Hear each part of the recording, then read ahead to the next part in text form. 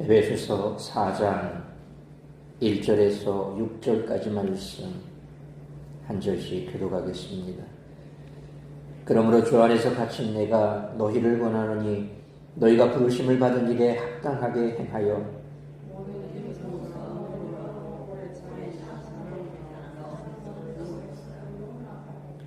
평안에 매는 줄로 성령이 하나 되게 하시는 것을 힘써 지키라.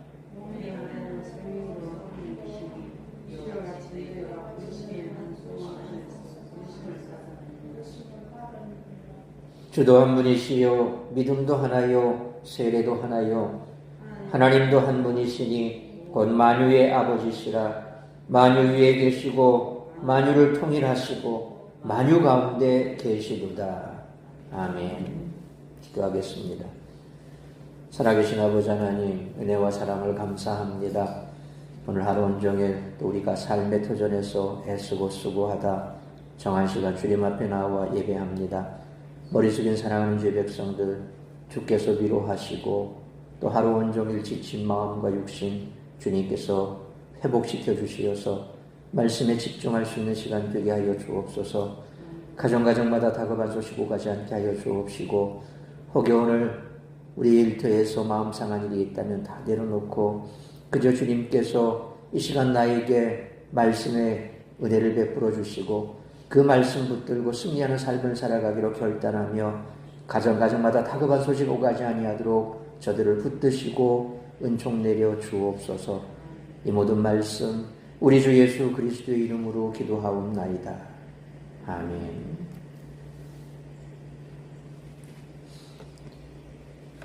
우리가 지금까지 살펴본 1장부터 3장에서 바울은 신학적 비전을 바탕으로 이제 에베소 성도들에게 실제적인 권면을 제시합니다. 1장부터 3장에서 교회가 연합해야 하는 신학적 당위성을 제시했고 이어지는 4장부터 6장까지에서는 교회의 연합을 구현하기 위한 실제적인 지침을 제공합니다. 오늘 본문은 교회의 연합에 대한 권면의 서론입니다. 오늘 본문 1절로 6절은 권면의 시작으로 교회의 연합을 촉구합니다.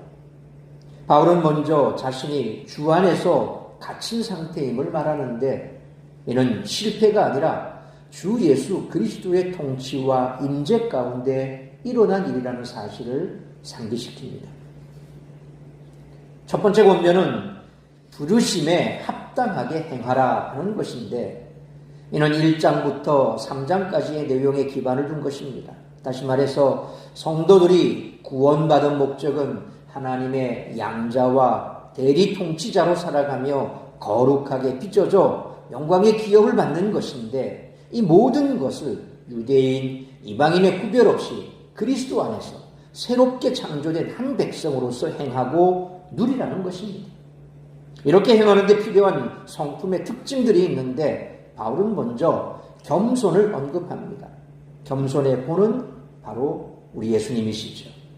하나님 아버지께 순종하셔서 성육신과 고난과 죽음까지 감당하신 예수님의 낮아지심을 닮아야 한다는 것입니다. 겸손과 함께 온유도 있어야 합니다.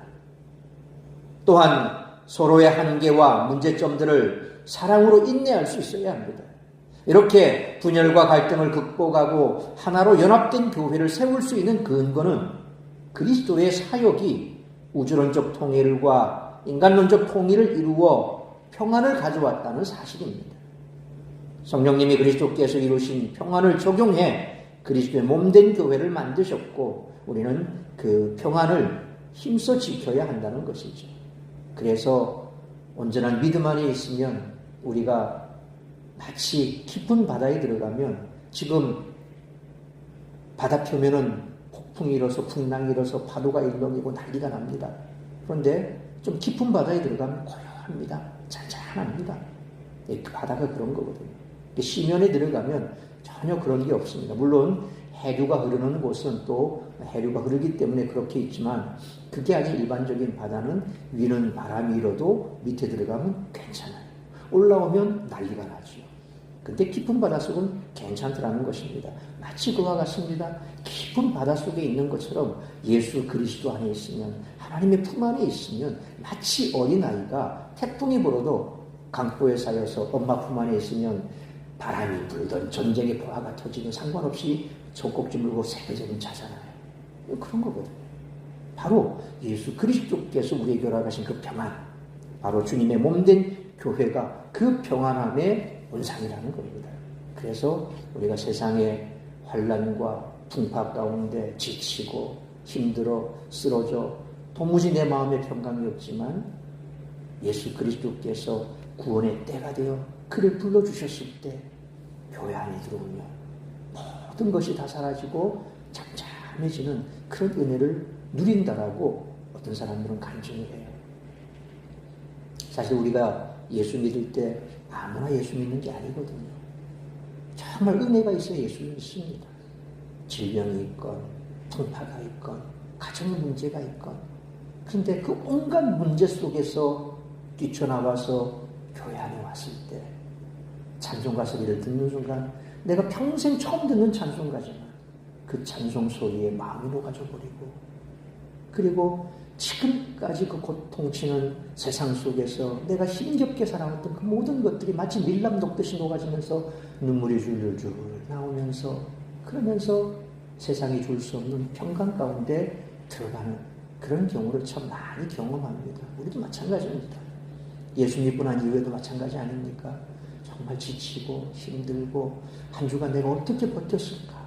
그런데 주일 아침 예배에 자리에 와서 주여 한마디 부르는 순간 싹 근심이 사라집니다. 참 놀라운 일이죠. 바로 예수 그리스도께서 이루신 그 구원의 은혜, 그리고 예수 그리스도 통해 세워진 그 교회에 주신 그 평안함, 그 평강.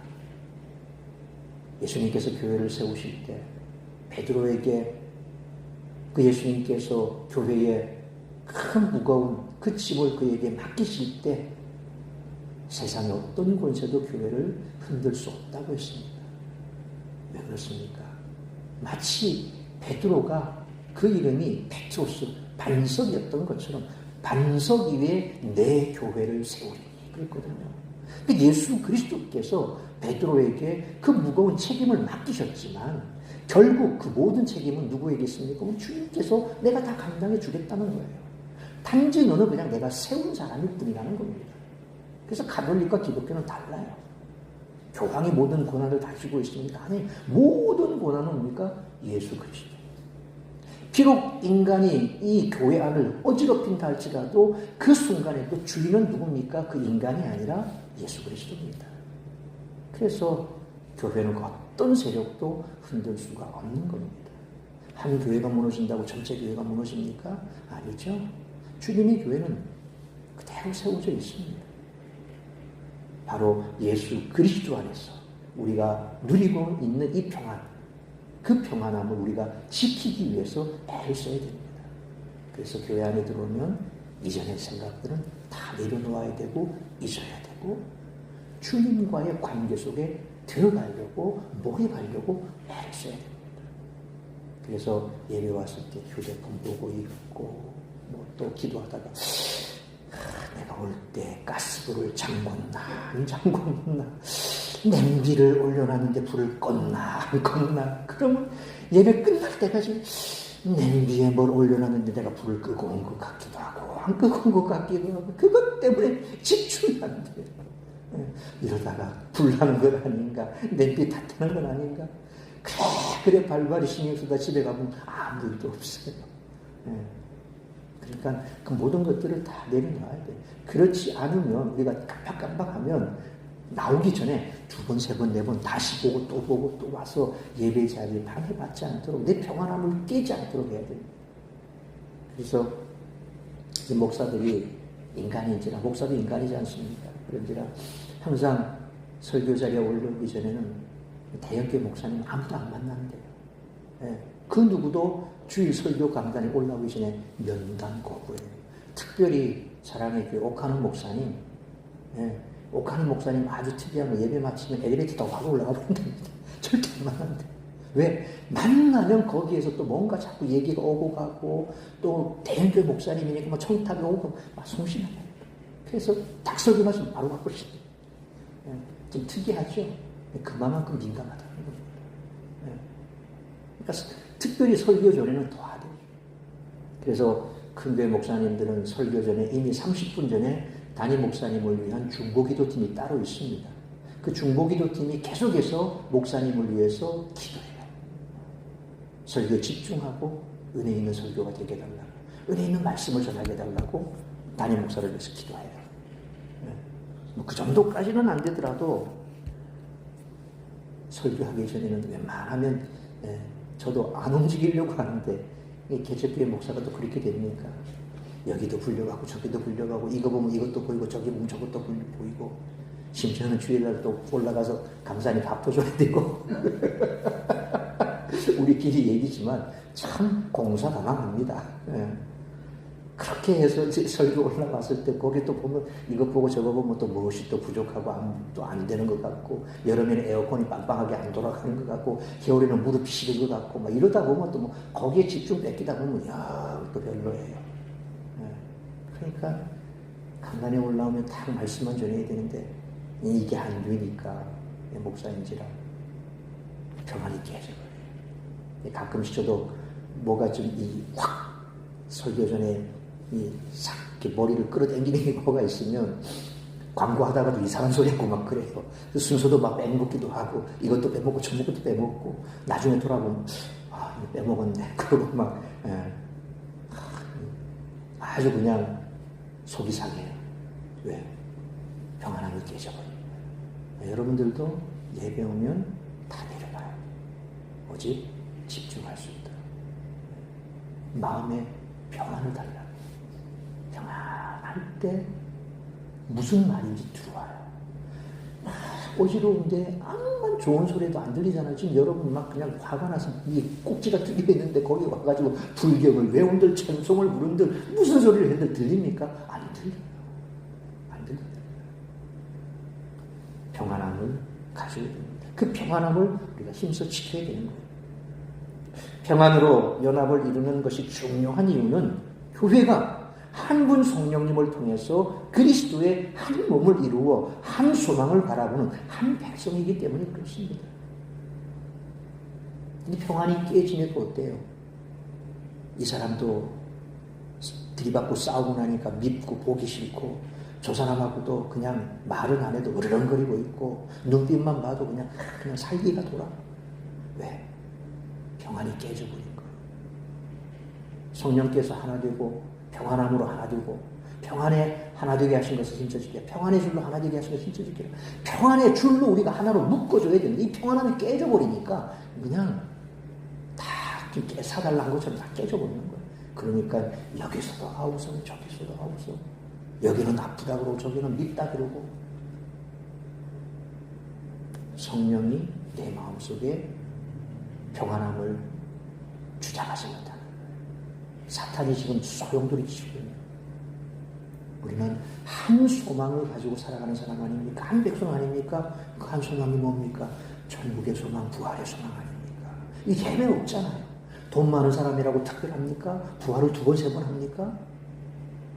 그 사람들은 뭐 돈 많다고 천국에 내가 들어갈 천국은 마치 이재롱 목사 만민중앙교회 보면 헌금 순위에 따라서 우리가 이 땅에 사는 집도 고급 빌라가 있고 그 다음에 이 아주 허름한 빌라가 있고 뭐 이렇듯이 헌금을 매년마다 그렇게 보셨습니까?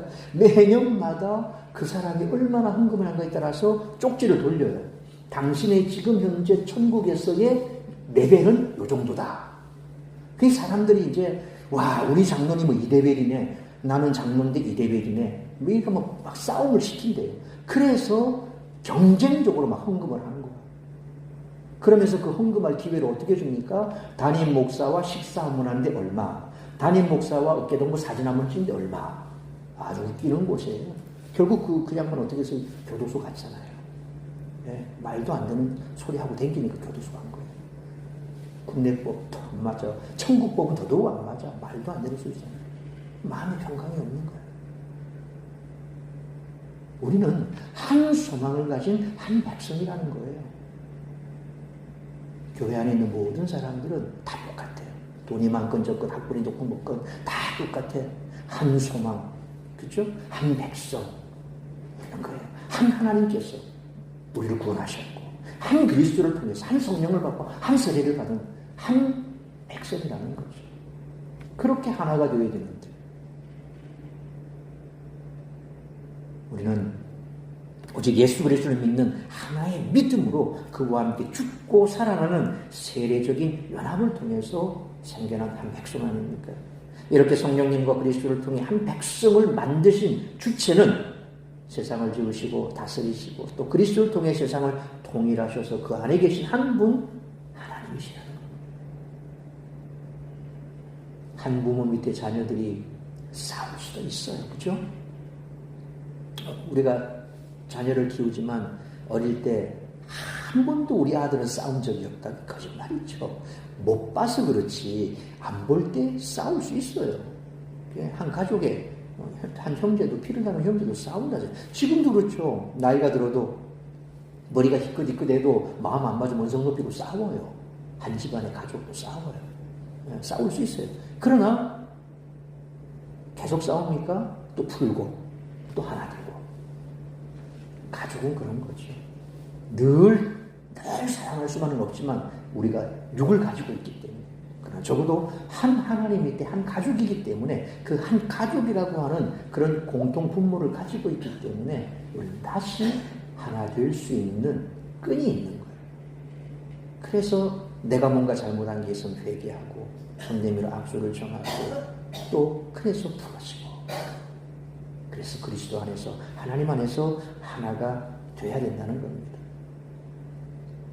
바로 교회가 이처럼 하나 되는 것처럼 우리가 평안에 매는 줄로 성령의 하나 되게 하심을 힘써 지킬 때 바로 교회가 이처럼 하나가 될 수 있다는 겁니다. 이상과 같이 이제 바울은 본격적으로 성도들이 어떤 마음을 품고 어떤 행동을 해야 하는지를 가르치고 있습니다.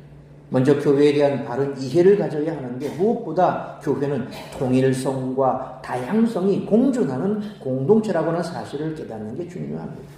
이걸 우리는 잘 이해를 해야 돼요.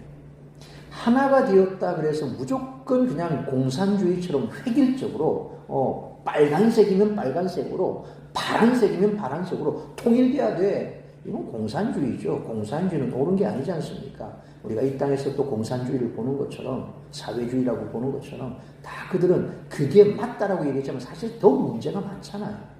문제가 많은 것 같은 미국 사회 온갖 인종들이 섞여 있지만 그럼에도 불구하고 거기는 유나이티드 스테이츠 여러 민족이 있지만 그러나 하나로 뭉쳐진 그런 나라.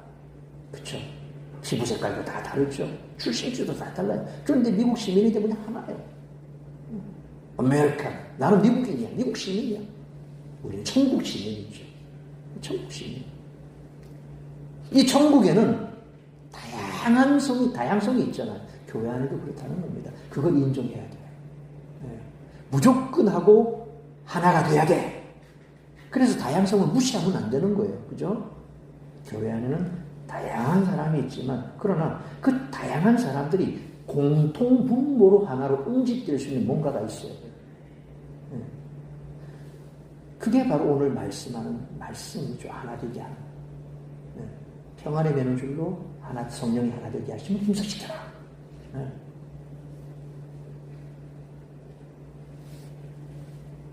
그래서 바울은 가장 먼저 교회는 하나이며 그 하나됨을 지켜야 한다는 사실을 강조하는 가르침부터 오늘 본문을 시작을 합니다. 따라서 이와 같은 오늘 본문의 말씀을 통해서 우리들이 깨달아야 할 것은 첫째로 1절로 3절 말씀처럼 교회가 하나 될 때 교회에게 주신 사명을 잘 감당할 수 있다는 것입니다. 1절에 그러므로라는 말로 시작을 하죠. 이 그러므로라고 하는 그 말은 앞에 우리가 살펴봤던 1장부터 3장을 근거로 이제 모든 것을 이제 결론 지으면서 이제 출발하는 거죠. 바울은 자신을 주 안에서 갇힌 내가, 자, 1장부터 3장까지의 내용을 이제 요약을 하면서 그 내용을 이제 다 받아서 이제 새롭게 출발을 하는데 그 근거를 만들어 출발하는데 먼저 바울은 주 안에서 같이 내가 이 말을 한다 라고 얘기를 합니다. 여기서 주는 누굽니까? 하나님보다는 그리스도를 가리킵니다. 그리스도. 그러니까 바울에게 있어서 보통 하나님을 바울은 아버지라는 표현을 많이 썼습니다. 그리고 그리스도를 주라고 칭합니다. 우리도 보면 주로 우리 주라고 표현을 많이 쓰죠. 근데 이 주라고 했을 때 이 주가 대부분 많은 경우는 예수 그리스도를 가리킬 때가 많아요. 그렇죠? 그냥 하나님은 아버지 하나님이라고 우리는 흔히 많이 불러요. 뿐만 아니라 삼위 하나님을 통칭해서 또 주라고 할 수도 있습니다. 근데 이제 사도 바울의 신학적인 관점에 있어서 그의 모든 이 서신들을 볼 때 사도 바울은 하나님을 아버지라는 표현으로 쓰고 그리스도를 주라 그랬습니다. 그래서 주 안에 갇혔다라고 하는 것은 바울의 갇힘이 그리스도의 임재와 통치 가운데 발생했다. 주 안에 갇혔다. 그러니까 내가 뭐 죄를 지어서 갇힌 게 아니라 우리 주 예수 그리스도께서 다스리시는 그분께서 나에게 이와 같은 일들을 행하셨는데 그렇기 때문에 문제가 없다는 거예요. 왜? 내가 죄를 지어서 갇힌 게 아니라 주 안에서 내가 갇혀있기 때문에 그래서 오히려 그것이 복음의 진보가 될 수 있었다라고 그는 밝히지 않습니까? 부르심을 받은 일은 하나님이 성도들을 부르신 목적을 가리키는 겁니다. 성도들은 그리스도와 함께 보좌에 앉은 하나님의 대리 통치자 또 아들 상속자가 되어서 선한 일을 하며 하나님 앞에 거룩하고 흠없는 자가 되어 영광스러운 기업을 물려받도록 우리가 부르심을 받은 거예요. 이 역할과 지위와 특권을 상호 적대적 관계와 분열된 상태가 아니라 그리스도 안에서 하나된 상태로 누려야 한다는 겁니다. 그렇게 해서 악한 영적 세력들에게 하나님의 풍성한 지혜를 드러내며 주께서 거하실 만한 처소로 우리가 지어져 가야 되는 거죠. 이것이 부르심을 받은 일에 합당하게 행하는 것입니다. 2절에서 바울은 합당한 행위에 동반되어야 하는 성품들을 강조하고 있습니다. 모든 겸손과 온유라는 말은 겸손과 온유가 많아야 한다라는 것을 강조한 표현입니다. 타페이노 프로시네 겸손은 낮아짐을 말합니다. 낮아짐.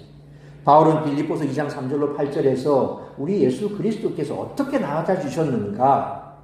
사람의 형체로 이 땅에 오셨는데 우리와 같은 종의 형상을 입고 이 땅에 오셨는데 어떻게 낮아지셨는가? 그 예수님의 낮아지심을 바로 빌립보서 2장 3절로 8절에서 잘 표현하고 있죠. 그래서 낮아짐의 본은 누굽니까? 예수 그리스도. 인간의 몸을 입고 이 땅에 오신 예수 그리스도. 그분이 바로 낮아지심의 본이라는 거예요. 표본이라는 겁니다. 그리고 프라우테스 온유라고 하는 것은 갈라디아서 5장 23절 말씀처럼 성령의 9가지 열매 중에 온유가 있지요. 친절하고 온순한 태도를 가리키는데 특히 훈계하는 상황에서 필요하다는 겁니다. 뭔가를 가르칠 때 얘기할 때 가시돋친 말로 하면 상대방을 찔러버립니다. 근데 온유한 말로 하면 누군가와 대화를 할 때 그냥 나를 이렇게 지적하는 것 같지는 않은데 근데 가만히 듣고 있다 보니까 아 내가 참 뭘 잘못했네, 아 내가 이런 걸 안 해야 되네, 아 내가 그렇게 실수를 한 거구나 라는 것을 깨우치게 하는 사람이 있는가 말하면 듣고 있다 보면 화가 나요. 맞아, 내가 잘못했어. 그런데 듣고 있으면 막 기분이 나빠져. 그래서 그냥 하기 싫어도 에이 그래 니 잘났다 이러니까 그러니까 사람이 아다르고 어다르다고 하는데 이 표현 방식에 따라서 그런 거예요. 특별히 이제 누군가를 가르치거나 권면하고자 할 때 이런 부분에 있어서 오늘 이 말씀처럼 온유해라 라고 하는 것은 바로 이런 온순하고 친절한 태도를 가지고 상대방을 대할 때 그에게 권면하는 그 권면이 먹혀 들어가는 것이 가시돋친 말로 상대방을 콕콕 찔러버리면 결국 그게 오히려 역효과가 날 수 있다는 거죠. 그래서 훈계하는 상황 가운데서는 이 온유함이 필요한 겁니다. 또 마크로티미아 오래 참음은 바울이 사랑장인 고린도서 13장 4절에서 사랑을 정의할 때 가장 사랑은 뭡니까? 오래 참고. 사랑은 오래 참고. 그래서 오래 참음을 먼저 언급하고 있습니다. 또 아넥소마인이라고 되어 있는 용납하다라고 하는 것은 박해나 환난 등의 어려운 상황들을 견딘다라고 하는 뜻입니다. 인간관계에서 힘든 문제를 참는 경우에도 바로 이 단어가 쓰입니다. 따라서 서로 용납하라 라는 말은 상대방이 초래한 문제와 어려움들을 견디라 하는 뜻으로 볼 수가 있습니다. 오래 참음으로 사랑 가운데 서로의 문제와 한계를 참아주라는 것입니다. 이어지는 3절에 평안에 매는 줄은 에이레네, 이 평안이라고 하는 이 에이레네, 이 평안이 흩어진 것들을 한 대로 묶는 쉰데스모스, 매는 줄. 평안이 매는 줄이 되어야 한다는 겁니다.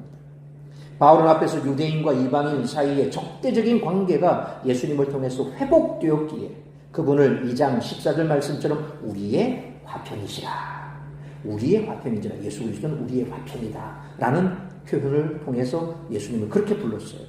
화평은 전쟁과 갈등 없이 안정된 상태를 가리키는 개념입니다. 본문의 맥락에서 화평이 이루어졌다라는 소식이 곧 좋은 소식, 복음이었다라는 것입니다.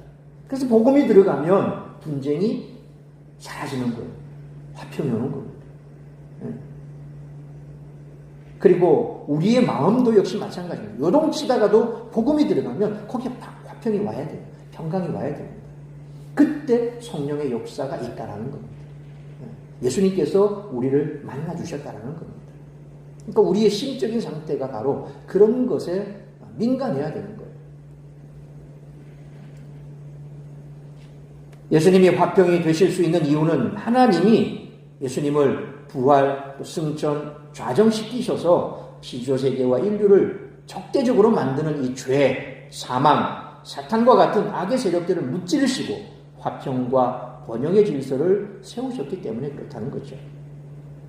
그래서 1장 22절에 또 만물을 그의 발 아래 복종하게 하시고 그를 만물 위에 교회의 머리로 삼으셨느니라 라는 말씀처럼 하늘 보좌에 좌정하신 그리스도의 발 아래 만물이 복종하게 되었으므로 이전의 모세 언약 시대의 체제와 방식은 이제 효력이 없다라는 것입니다. 율법으로 모든 것을 갈라치고 쪼개고 그래서 완전히 모든 것들을 다 백일하에 사람들 앞에 다 드러나게 만들어서 그렇게 우리를 몰아가는 것이 아니라 이제는 화평하게 하는 거예요. 마치 용광로 속에 모든 것이 들어가면 다 녹아져 버리는 것처럼. 그래서 예수님 사랑의 용광로 속에 다 녹아져 버려야 되는 거예요.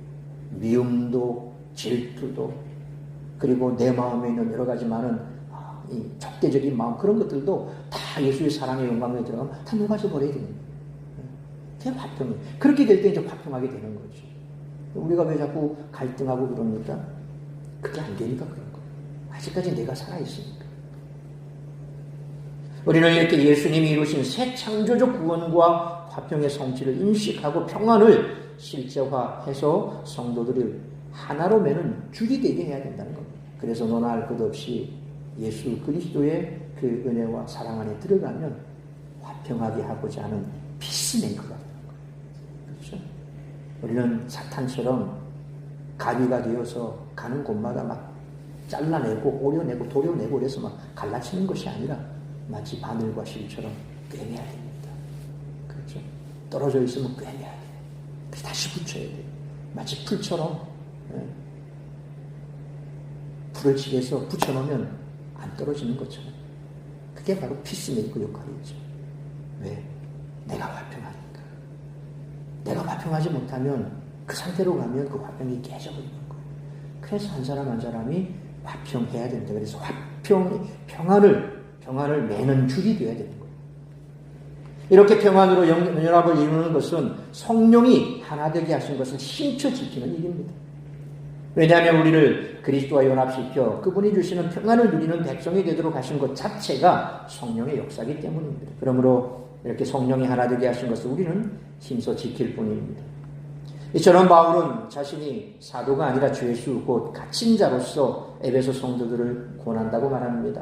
바울이 교회에 존경받는 사도가 아니라 사회에서 가장 낮은 자인 죄수로서 권한다라고 한 이유는 교회에서는 높은 자와 낮은 자가 없으며 사회적으로 낮은 자라 하더라도 다른 이들에게 권면할 수 있는 공동체, 모든 성도가 하나로 연합한 공동체임을 강조하기 위해서라는 것이죠. 그래서 교회 안에서는 많이 배운 사람, 적게 배운 사람, 많이 가진 사람, 적게 가진 사람 그 상관없습니다. 모두가 다 똑같이 자신의 그 직분 아래서 그 직분에 충실할 수 있고, 장로면 장로로서의 직분, 권사면 권사로서의 직분, 그리고 성도는 성도로서의 직분, 그 직분 안에서 우리가 해야 할 일을 다 할 수 있는 거예요. 대표기도도 학벌 따져가면서 대표기도 시킨다 그러면 그 얼마나 거시기 합니까? 근데 그런 거 아니잖아요. 할만 하면, 믿음의 분량이 차면, 직분이 되면 할 수 있는 거예요. 사회에서는 마이크 하나 잡는 게 어렵지 않습니까? 아무나 마이크 안 주잖아요. 근데 우리는 믿음 안에서 얼마든지 할 수 있는 거예요. 권면도 할 수 있고, 그게 바로 교회가 마치 바울이 내가 주 안에서 갇힌 자가 되었다. 지금 내가 죄수다. 죄수지만 내가 죄를 지어서 죄수가 아니라 예수 그리스도 때문에 내가 이렇게 됐지만, 그렇기 때문에 내가 너희들에게 이런 권면을 할 수 있는 거다. 바로 교회 안에서는 그게 가능하다라는 것입니다. 그래서 바울은 부르심을 받은 일에 합당하게 행하여 겸손, 온유, 인내, 사랑, 용납을 실천하고, 무엇보다도 평안으로 성령이 하나 되게 하신 것을 힘써 지키라. 그렇게 권고합니다. 이 사람 저 사람 갈라칠 생각도 하지 말고, 끼리끼리 모여서 뭐 자꾸 이렇게 뭘 만들려고 하지도 말고, 제일 교회 안에 이게 없어져 있게 끼리끼리입니다. 끼리끼리. 그 끼리끼리 하다 보면 그 끼리에 끼지 못하는 사람은 어떻게 됩니까? 소리 받잖아요. 그게 안 좋아요. 평안으로 성령이 하나 되게 하신 것을 우리는 힘써 지키려고 해야 돼요. 바울은 앞에서 유대인과 이방인이 하나 되었음을 가르치며 평안을 강조했는데, 여기에서도 교회가 세상의 기준에 따라 나뉘어서는 안 되며 이를 막기 위해서 힘써야 한다고 강조한 것입니다. 바울이 복음 사역을 감당하는데 가장 큰 걸림돌이 되었던 것은 유대인들이 이방인들을 차별하고 또 자기들의 이론으로 여기지 않은 것이 문제였죠. 유대인과 이방인의 갈등은 결코 단시간에 해결될 문제가 아닌 것도 분명했습니다. 그렇게 바울은 유대인과 이방인이 하나 되었음을 선포한 후에 이 하나됨을 지키기 위해 최선을 다해야 한다라고 강조한 것입니다. 하나님이 이를 위해 우리를 부르셨음을 결코 잊지 말아야 한다는 겁니다. 그러므로 교회가 하나 될 때 하나님이 맡기신 일들을 더 힘있게 감당할 수 있으므로 겸손, 온유, 인내, 사랑, 용납을 실천하고 평안으로 하나 되는 우리 사랑스러운 교회와 성도님들 되시기를 축원합니다. 두 번째로 4절로 6절 말씀처럼 교회의 하나됨을 모든 성도가 함께 힘써 이루어야 한다는 것입니다. 4절 상반절 말씀처럼 교회가 평안 속에서 연합되어야 하는 신학적인 이유는 몸이 하나요 성령도 한 분이시기 때문에 그렇습니다. 유대인이나 헬라인이나 종이나 자유인이나 다 한 성령으로 세례를 받아 한 몸이 되었기 때문에 고린도전서 12장 12절로 27절 말씀처럼 성도들은 독립된 개인의 집합이 아니라 그리스도의 몸을 이루는 지체라는 겁니다. 고린도전서 12장의 말씀처럼 한 몸 안에 여러 지체가 있고 각 지체가 그 지체의 쓰임에 따라서 알아서 머리의 지시를 따라서 일사분란하게 움직일 때 그때 그 몸이 살아있는 유기체가 되는 거죠.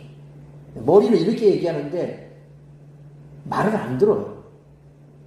중풍에 걸리면 그렇죠. 팔을 움직이고 싶어도 못 움직여요. 이렇게 굳어 있어요. 그리고 뭔가 신경계에 문제가 생기면 머리에서 자, 팔 들어. 안 들어요. 이걸 안 들어. 그리고 아무 생각 없는데 그냥 들기도 하고 내 마음대로 움직여요. 이게 몸이 유기적인 한 몸이 아닌 거예요. 교회 안에서 그러면 안 된다는 거죠.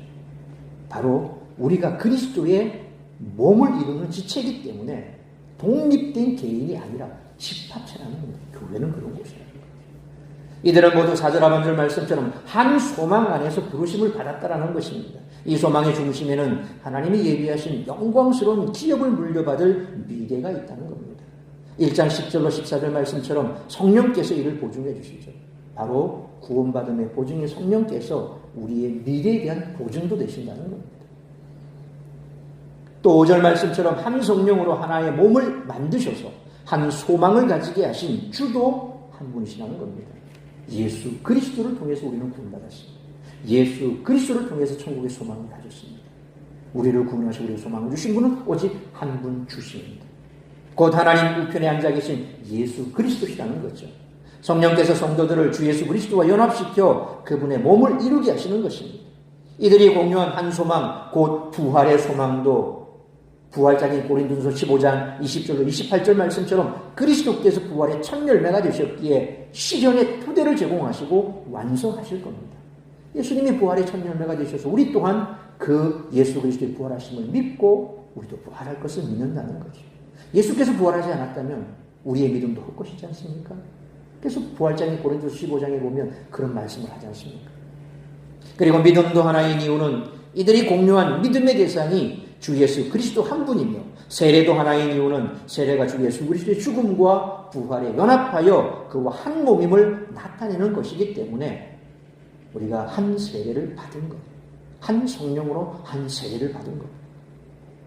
이어지는 6절 말씀처럼 하나님도 한 분이신 이유는 주 예수 그리스도와 성령의 구원 사역을 기쁘신 뜻에 따라 창세전에 계획하시고 비밀로 감추셨다가 정하신 때에 실행하시고 계시하신 분이 모두 한 분 하나님이시기 때문입니다. 그분은 세상을 창조하신 만유의 아버지로서 만유 위에 계시고 예수 그리스도의 새 창조 사역으로 만유를 통일하시고 그 결과 만유 가운데 계신 하나님이십니다.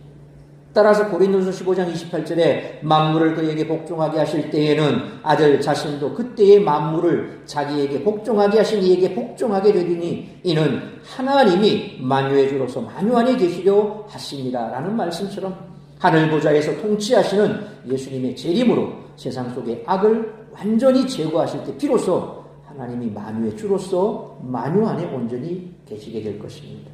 이처럼 바울은 교회 하나됨을 강조하기 위해 성령과 같은 문장을 남깁니다. 바울이 자신을 갇힌 자로 소개한 것은 유대인과 이방인 그리스도 안에서 하나 되게 하려 하기 위함입니다. 그는 고린도서 8장부터 9장에서 자기가 개척한 아시아, 마게도냐, 아가야 이방인 교회들로부터 자기 생활비를 받지 않았지만 기근으로 고통당하는 예루살렘 유대인 교회를 돕는 모금을 독려했습니다. 이방인 교회와 유대인 교회가 하나임을 선포하기 위한 목적 때문에 그런 것입니다. 그런 이방인 교회에서 모금한 헌금을 가지고 위험을 무릅쓰고 예루살렘으로 가서 예루살렘 교회에게 전달했고 그 과정에서 체포되어 죄수가 되고 말았죠. 바울에게 교회가 하나 되게 하는 사역이란 생명을 걸고서라도 감당해야 될 절대 가치에 있던 것입니다. 그래서 바울은 부르심의 한 소망이라는 말로 그리스도의 다양한 부르심이 하나의 소망 안에 묶인다라고 말합니다. 그는 몸, 성령, 소망, 주, 믿음, 세례 그리고 하나님을 언급하면서 각각의 대상이 하나뿐임을 강조합니다. 두 개, 세 개가 아닙니다. 교회가 나뉜다면 교회를 통해 모든 우주 만물을 다스리고 통일하시고 그 안에 임재하시는 하나님이 나뉘는 것이나 다름이 없게 됩니다. 그렇기 때문에 하나님이 세상을 다스리고 계심을 나타내기 위해 가장 중요한 것은 바로 교회가 하나 되는 것입니다. 그러므로 교회의 하나됨은 저절로 이루어지는 것이 아니라 모든 성도가 함께 힘써 이루어야 하는 것이기에 바울처럼 생명을 걸고서라도 부르심의 한 소망을 이루어가는 우리 사랑스러운 교회와 성도님들 되시기를 축원합니다. 사랑하는 성도 여러분, 바울은 교회 연합을 위해 모든 것을 내던진 사람입니다. 우리는 바울처럼 교회 하나됨을 지키기 위해 힘써야 합니다. 그리스도 안에서 서로를 이해하고 포용하고 노력해야 합니다. 성령의 인도하심을 따라 그리스도의 몸은 온전하게 세워가야 합니다. 그러므로 교회가 하나 될 때 하나님이 맡기신 일들을 더 힘있게 감당할 수 있으므로 겸손, 온유, 인내, 사랑, 용납을 실천하고 평안으로 하나 되기 위해 모든 성도가 바울처럼 생명을 걸고서라도 부르심의 한 소망을 이루어가는 우리 사랑스러운 교회와 모든 성도님들 되시기를 주님의 이름으로 축원합니다. 기도하겠습니다. 걸어가신 아버지 하나님, 은혜와 사랑을 감사합니다. 오늘 주신 말씀 가슴에 새기며 우리가 예수 그리스도 안에서